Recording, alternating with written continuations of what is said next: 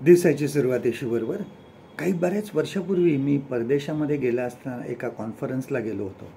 त्या ठिकाणी 18 देशाचे लोक आले होते आणि प्रत्येक दिवशी संध्याकाळी एक लहान लहान ग्रुप करून आम्ही प्रार्थना करत असू आणि मग त्या सर्व विषयांवरच्या प्रार्थना झाल्या की आम्ही प्रभूची प्रार्थना म्हणायचो आणि 18 देशाचे लोक त्यांच्या त्यांच्या भाषेमध्ये ती प्रभूची प्रार्थना म्हणायची आणि एक वेगळाच वातावरण तयार व्हायचं.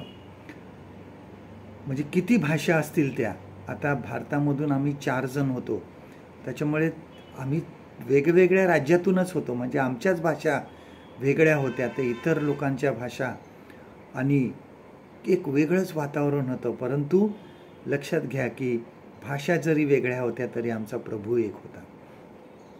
प्रेषितांच्या कृत्यामध्ये ज्यावेळेस आपण वाचतो, ज्यावेळेस पेंटिकॉस्टच्या दिवशी पवित्र आत्मा त्या शिष्यांवर आला, त्या वेगळ्या वेगळ्या भाषा बोलू लागले, ते अन्य भाषांमध्ये बोलू लागले आणि जे लोक बाहेरून आले होते त्या प्रत्येकाला आपापल्या भाषा ऐकायला मिळाल्या. प्रत्येकजण आश्चर्यचकित झालं की आपण आपल्या जन्माची भाषा किंवा मातृभाषा कशी ऐकत आहोत ह्या ठिकाणी, काय आहे. आणि प्रत्येकाला अजून ऐकण्याची उत्सुकता झाली. जे देवाचं वचन होतं ते अधिक ऐकण्याची त्यांना उत्सुकता आली.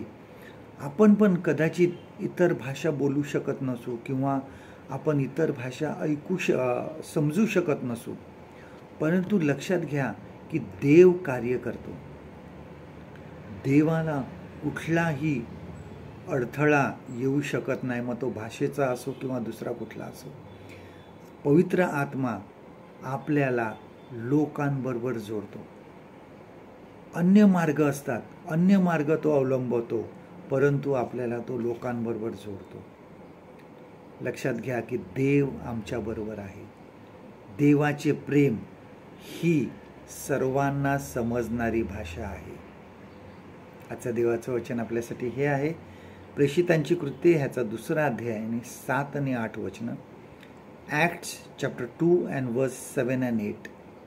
ते सर्व आश्चर्याने थक्क होऊन म्हणाले, पहा, हे बोलणारे सर्व गालील ना.